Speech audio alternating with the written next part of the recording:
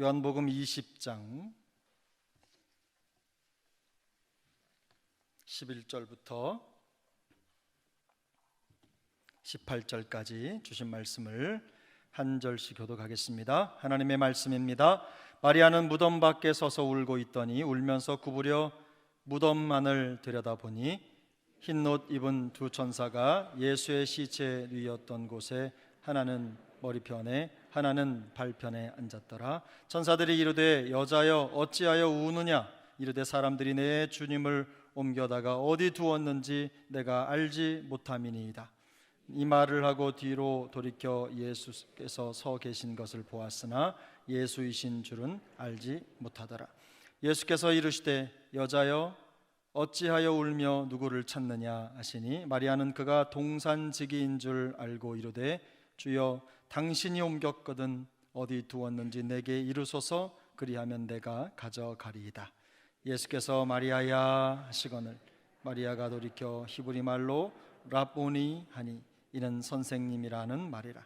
예수께서 이르시되 나를 붙들지 말라. 내가 아직 아버지께로 올라가지 아니하였노라. 너는 내 형제들에게 가서 이르되 내가 내 아버지 곧 너희 아버지 내 하나님 곧 너희 하나님께로 올라간다 하라 하시니 막달라 마리아가 가서 제자들에게 내 주를 보았다 하고 또 주께서 자기에게 이렇게 말씀하셨다 이러니라.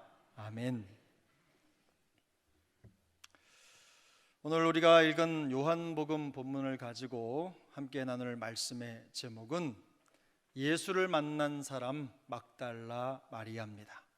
예수를 만난 사람 막달라 마리아. 이 막달라 마리아는 예수님께서 부활하신 후에 만난 첫 번째 인물입니다. 예수님의 제자였던 베드로나 또 다른 제자들이 예수님이 만난 첫 사람이 될 것이라고 충분히 예상할 수 있을 것입니다. 하지만 부활의 첫 번째 목격자는 제자들이 아니라 막달라 마리아였습니다. 지금도 예수님께서 주로 활동하셨던 갈릴리 호수 근처에 가면 이 막달라라는 마을이 있습니다. 예수님께서 오병이어의 기적을 베풀어 주셨던 디베랴 바닷가 근처에서 북쪽으로 약 4km 정도 올라가면 가버나움과 디베랴 사이 갈릴리 호수변에 이 막달라라고 하는 마을이 실제로 있습니다. 그래서 이 막달라 마리아라는 이름은 그녀가 막달라 출신이라는 것을 의미합니다. 아마도 주님께서 그 지역을 지나가실 때 그녀를 만나셨던 것 같습니다. 오늘 본문은 이 막달라 마리아가 부활하신 예수님을 만나는 장면입니다. 요한복음 20장 1절을 보면 안식 후 첫날 일찍이 아직 어두울 때에 막달라 마리아가 무덤에 와서 돌이 무덤에서 옮겨진 것을 보았다고 말씀합니다. 안식일 다음 날 이른 새벽 마리아는 예수님을 장사 지낸 무덤을 다시 찾았습니다. 안식일이 임박해서 미처 끝내지 못했던 장례 절차를 마무리하기 위해서였습니다. 이 일이 계기가 돼서 그녀는 부활하신 예수님을 가장 먼저 만나는 축복의 주인공이 됩니다. 결론부터 말씀을 드리자면 막달라 마리아는 가장 먼저 예수님의 부활을 목격한 이후에 부활의 증언자로 보냄을 받습니다. 예수님을 만난 그녀가 부활의 증인이 되기까지의 여정은 우리에게 몇 가지 중요한 신앙적인 교훈을 선물합니다. 그 중에는 희망적인 교훈도 있고 또 우리로 하여금 경각심을 갖게 하는 교훈도 있습니다. 그 교훈들을 살펴보면서 말씀의 은혜를 나누도록 하겠습니다. 첫 번째, 막달라 마리아의 삶이 보여주는 희망적인 교훈은 예수님을 만날 때 놀라운 변화가 일어난다는 것입니다. 따라해 보실까요? 예수님을 만날 때 놀라운 변화가 일어난다. 예수님을 만나기 전 그녀의 인생은 절망 그 자체였습니다. 그녀가 7 귀신에 사로잡혀 있었기 때문입니다. 마가복음 16장 9절인데요. 우리 16장 9절을 함께 읽겠습니다. 예수께서 안식 후 첫날 이른 아침에 살아나신 후에 전에 7 귀신을 쫓아내어 주신 막달라 마리아에게 먼저 보이시니. 7 귀신을 쫓아내어 주신 막달라 마리아라고 하는 이 짧은 표현만으로도 그녀가 예수님을 만나기 전에 어떤 지경에 놓여 있었는지 충분히 짐작할 수 있습니다. 대개 얼굴 성형을 하는 병원들은 수술 전과 수술 후의 사진을 보여주면서 성형 수술을 하면 이렇게 달라집니다 라는 말을 하죠. 그 달라진 모습에 강조를 두면서 자신의 병원이 성형 수술을 아주 잘하는 병원이라고 홍보를 합니다. 수술 이전과 이후가 확실히 차이 날수록 홍보 효과가 크다는 것은 따로 설명할 필요가 없을 것입니다. 마찬가지로 이 막달라 마리아, 이 여인의 인생이 그랬습니다. 예수님을 만난 후로 그녀의 인생은 완전히 달라졌습니다. 누가복음 8장 1절부터 3절까지의 내용인데요, 우리 같이 한번 읽어보겠습니다. 누가복음 8장 1절부터 3절 함께 읽습니다. 그 후에 예수께서 각 성과 마을에 두루 다니시며 하나님의 나라를 선포하시며 그 복음을 전하실새 12 제자가 함께 하였고, 또한 악귀를 쫓아내심과 병 고치심을 받은 어떤 여자들 곧 7 귀신이 나간 자 막달라인이라 하는 마리아와 헤롯의 청지기 구사의 아내 요한나와 수산나와 다른 여러 여자가 함께하여 자기들의 소유로 그들을 섬기더라. 아멘.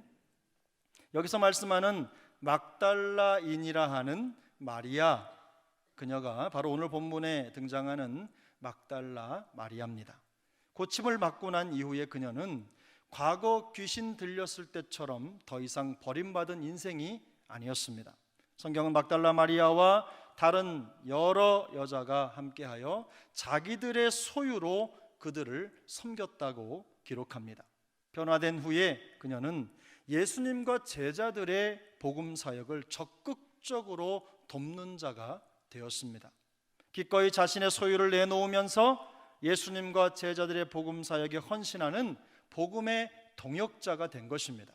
그뿐만이 아닙니다. 그녀는 갈릴리에서 예루살렘까지 예수님의 고난의 여정의 끝까지 함께하면서 예수님의 십자가 곁을 지켰습니다.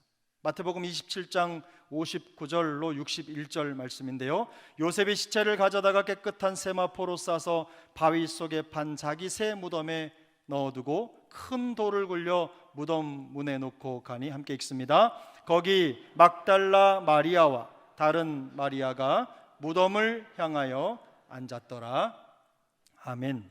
주님이 십자가에서 죽어 장사 지낼 때도 그녀는 예수님의 무덤 곁을 떠나지 않았습니다.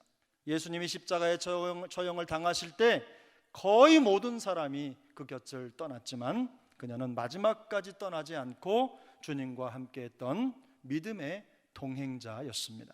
이처럼 예수님을 만난 인생에는 놀라운 변화가 일어납니다. 인생의 가치와 방향이 달라집니다. 완전히 새로워진 삶을 살아가게 됩니다. 더 이상 아무런 소망도 없던 절망적인 인생이 아닙니다. 치유되고 고침을 받아 복음 사명에 헌신할 수 있는 영광을 누리며 살게 되는 것입니다. 예수님을 만나기 전 7 귀신에 사로잡혀 있던 막달라 마리아의 모습을 기억하는 사람들은 변화된 그녀의 모습에 깜짝 놀랄 수밖에 없을 것입니다. 막달라 마리아처럼 주님은 우리에게도 똑같은 일이 일어나기를 원하십니다. 놀라운 변화의 기쁨 속에서 살기를 원하십니다.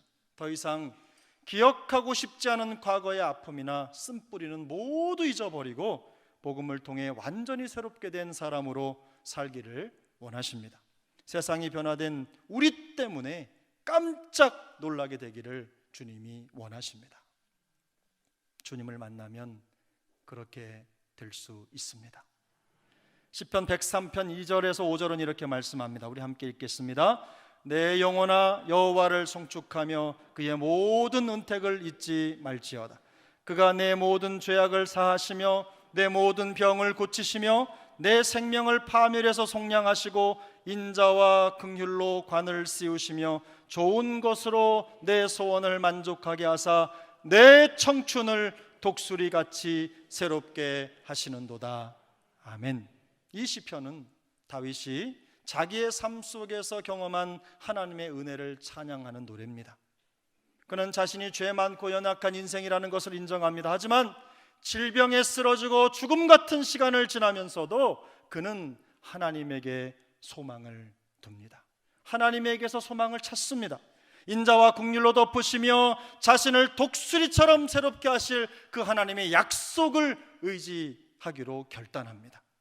다윗은 하나님의 마음에 합한 자라는 인정을 받은 사람입니다. 그가 여전히 죄인임에도 불구하고 이처럼 변화된 삶을 살 수 있었던 비결은 그가 하나님을 만난 사람이기 때문입니다. 하나님을 온전히 의지하는 사람이었기 때문입니다. 모든 것을 새롭게 하시는 그 주님의 약속을 끝까지 의지할 때 주님은 우리를 독수리처럼 새롭게 하실 줄로 믿습니다.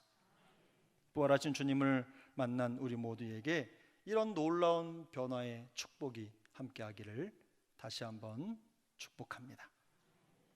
막달라 마리아의 삶이 보여주는 두 번째 교훈이 있습니다. 그것은 철저히 개인적으로 그리고 인격적으로 주님을 만나야 한다는 것입니다. 저를 한번 따라해 보실까요? 철저히 개인적으로 그리고 인격적으로 주님을 만나야 한다. 바로 그때 우리가 철저히 개인적이고 인격적으로 주님을 만날 때 구체적인 삶의 변화가 일어나기 시작합니다. 신앙생활은 봉사 문고리 잡기 식으로 요행을 따라가는 인생이 아닙니다. 어설픈 신앙은 변화를 경험할 수가 없습니다. 오랫동안 교회를 다녔고 신앙생활을 했는데 어떤 변화도 경험하지 못했다면 그것은 분명히 그 신앙의 문제가 있는 겁니다. 그래서 개인적으로 분명히 주님을 만나야 합니다. 본문은 막달라 마리아가 예수님의 빈 무덤 앞에서 서글프게 울고 있는 장면으로 시작을 합니다. 11절인데요. 우리 11절 함께 읽습니다. 마리아는 무덤 밖에 서서 울고 있더니 울면서 구부려 무덤 안을 들여다보니, 그녀가 울고 있는 이유는 예수님의 시체가 감쪽같이 없어졌기 때문입니다. 어제 저녁만 해도 있었던 그 예수님의 시체가 돌문이 굴려지고 없어진 거예요. 우리는 이 빈 무덤을 보면 예수님이 살아나셨구나, 이런 예수님의 부활을 먼저 떠올리지만 막달라 마리아는 그렇지 못했습니다. 그녀는 여전히 갈보리 십자가에서 천형을 당하시던 그 예수님을 지켜보며 받은 엄청난 충격에서 헤어나지 못하고 있는 것입니다. 주님께서 그렇게 비참하게 죽임을 당하셨다는 현실을 쉽게 받아들일 수가 없는 겁니다. 마음이 준비되지 못했어요. 사랑이 큰 만큼 상실의 고통과 아픔도 큰 것입니다. 자신의 눈으로 직접 목격했지만 메시아가 처참하게 죽는 모습은 너무도 충격적이고 가슴 아픈 일이었기 때문입니다. 그래서 그녀는 주님이 누우셨던 무덤에서 눈을 뗄 수가 없었습니다. 무덤을 바라보고만 있어도 흐르는 눈물을 주체할 수가 없었어요. 그녀가 받은 충격이 얼마나 컸는지는 천사와 대화하는 그녀의 표현 속에 잘 드러나 있습니다. 13절입니다. 우리 13절 함께 읽습니다. 천사들이 이르되 여자여 어찌하여 우느냐, 이르되 사람들이 내 주님을 옮겨다가 다시 어디 두었는지 내가 알지 못함이니이다. 아멘. 천사들이 이르되 여자여 어찌하여 우느냐. 막달라 마리아가 말합니다. 사람들이 내 주님을 옮겨다가 어디 두었는지 내가 알지 못함이니이다. 마리아는 어찌하여 우느냐라고 하는 이 천사의 물음에 사람들이 내 주님을 옮겨다가 어디에 두었는지 몰라서 울고 있다고 답을 합니다. 마리아는 주님을 나의 주님이라고 부릅니다. 그녀는 주님을 시체라고 보지 않았어요. 주님의 시체가 어디 있는지라고 말하지 않고 나의 주님이 어디에 계신지 몰라서 울고 있다고 말하는 거예요. 십자가에 죽으신 예수님을 여전히 살아계신 것처럼 나의 주님이라고 부릅니다. 그녀의 마음속에 깊은 곳에 예수님을 향한 사랑이 담겨 있습니다. 뿐만 아니라 여전히 그녀는 예수님을 자신의 주님으로 모시고 있었음을 알 수 있습니다. 주님은 죽으셨지만 여전히 주님께서는 그녀에게 대해서 주님이십니다. 하지만 그녀에게는 해결되지 않는 심각한 신앙의 문제가 남아 있었습니다. 요한복음 20장 14절인데요. 함께 읽습니다. 이 말을 하고 뒤로 돌이켜 예수께서 서 계신 것을 보았으나 예수이신 줄은 알지 못하더라. 그녀는 부활하신 예수님을 알아보지 못했습니다. 알아보지 못했다라는 표현은 분명히 정해진 자리에 있었는데도 불구하고 그 존재를 인식하지 못하는 것이라는 의미가 담겨 있습니다. 없었던 게 아닙니다. 항상 있는 자리에 있는데 그것을 인지하지 못한 거예요. 그녀는 예수님이 바로 뒤에 서 계신데도 불구하고 그분이 예수님이신 줄 알지 못했습니다. 주님은 그녀의 삶을 완전히 바꿔놓은 구세주이십니다. 그를 살려놨어요. 그래서 그녀는 절대로 주님을 잊을 수가 없습니다. 주님을 모를 수가 없습니다. 하지만 그녀는 주님을 알아보지 못했습니다. 심지어 그녀는 예수님을 동산지기로 착각하고 혹시 당신이 옮겼거든 어디 두었는지 알려달라고 애원합니다. 그녀는 주님이 부활하실 것이라고 하는 사실을 기억하지 못할 뿐만 아니라 이 두 눈으로 주님을 보면서도 주님을 알아보지 못했습니다. 물론 마리아의 슬픔을 이해하지 못하는 것은 아닙니다. 그녀는 상상도 할 수 없는 큰 충격을 받았습니다. 하나님의 아들이신 예수께서 십자가에 달려 죽어가는 절망이 그녀로 하여금 아무것도 볼 수 없도록 만들어버린 겁니다.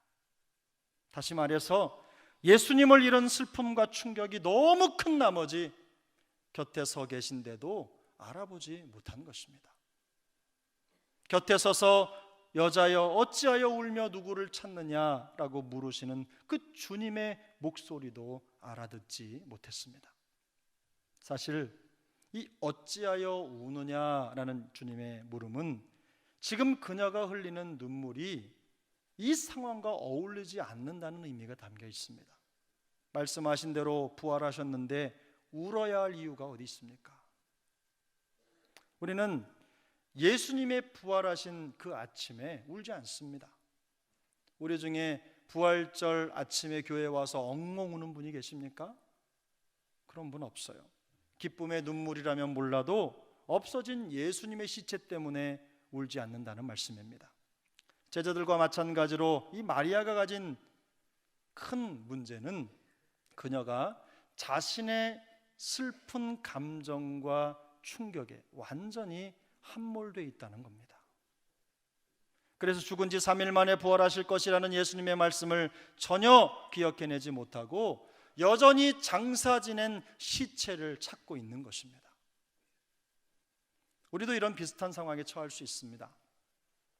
현실의 삶 속에서도 우리를 큰 비탄에 빠지게 하는 일이 얼마든지 일어날 수 있기 때문입니다. 사랑하는 가족과 헤어져야 하는 사별의 아픔이 있습니다. 아마도 우리가 겪을 수 있는 가장 큰 아픔이 바로 이런 아픔일 거예요. 그 대상이 자녀이거나 배우자라면 그 아픔은 형언할 수 없는 상처로 남을 것입니다. 이런 일이 일어나게 되면 많은 경우에 슬픔과 충격은 모든 것을 삼키는 쓰나미가 됩니다. 어떤 생각도 어떤 말도 어떤 누구의 위로도 받아들여지지 않아요. 들리지 않아요. 곁에 서 있는 사람도 알아보지 못합니다.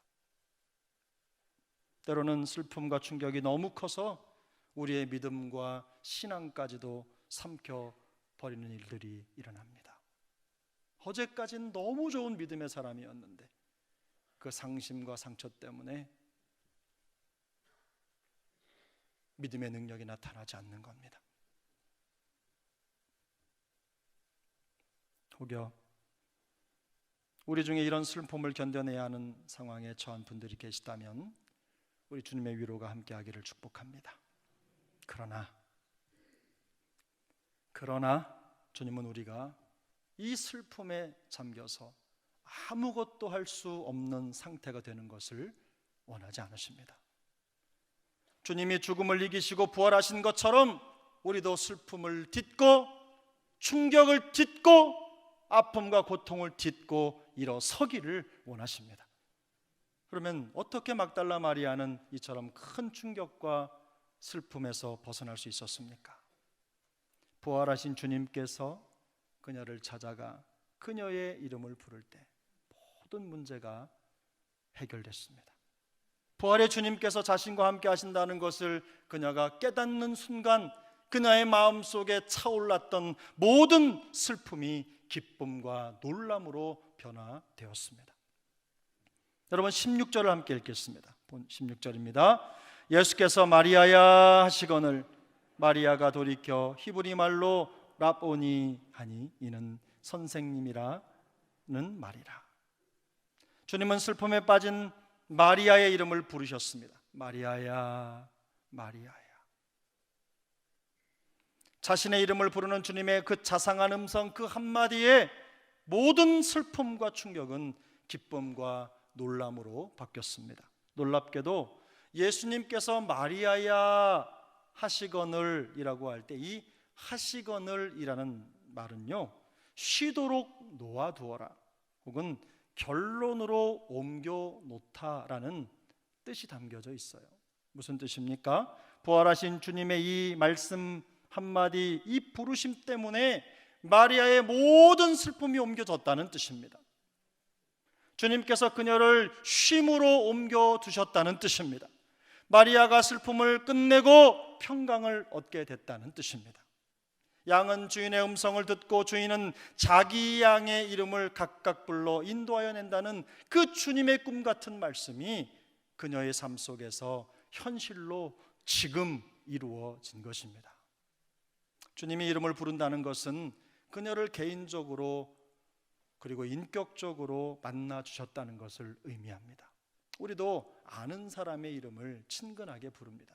그만큼 이름을 부른다는 것은 우리 주님께서 그녀를 잘 알고 계시다는 뜻입니다. 이처럼 우리를 다 아시는 주님께서 우리의 이름을 부르실 때 우리의 모든 문제는 풀어지고 해결됩니다. 요한복음 16장 33절입니다. 함께 읽습니다. 이것을 너희에게 이르는 것은 너희로 내 안에서 평안을 누리게 하려 함이라. 세상에서는 너희가 환난을 당하나 담대하라, 내가 세상을 이기었노라. 아멘. 혹시 우리 중에 모든 것을 삼킬 것 같은 충격과 슬픔의 현실을 만난다고 하더라도 혹시 그런 분이 계신다고 한다면 따뜻한 음성으로 우리의 이름을 부르시며 다가오시는 주님께서 우리와 영원히 함께 계신다는 사실이 참된 평안과 위로가 되시기를 바랍니다. 함께 하시는 주님을 통해서 회복의 은혜를 누리시기를 소망합니다. 이처럼 부활하신 예수님은 막달라 마리아의 삶을 완전히 바꿔 놓으셨습니다. 비단 마리아에게뿐만 아니라 예수님의 부활은 우리에게도 똑같이 우리의 삶을 변화시키는 하나님의 능력입니다.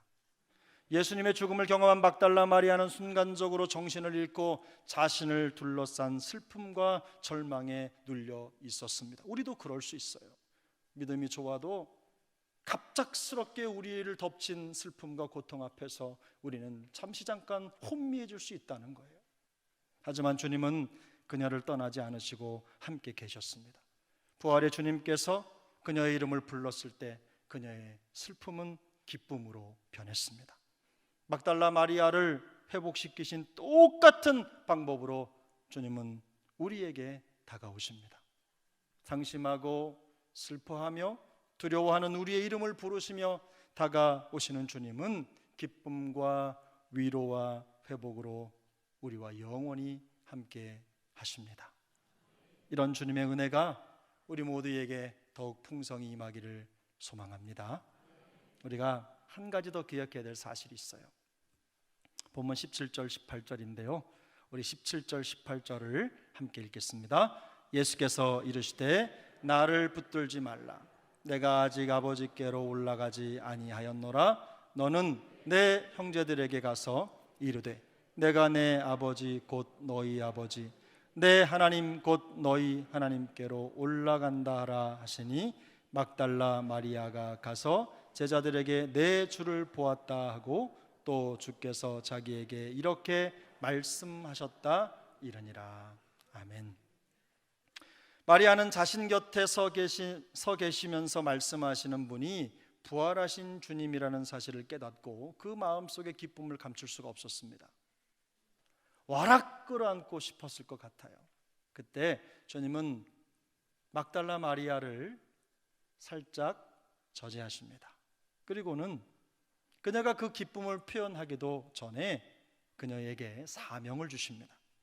우리 성경에는 번역이 되지 않았지만 원문 성경을 보면 17절에 내가 아직 아버지께로 올라가지 아니하였노라 라는 문장과 그 다음에 너는 내 형제에게 가서 이르되 라는 그 문장 그 사이에 한 단어가 더 있습니다.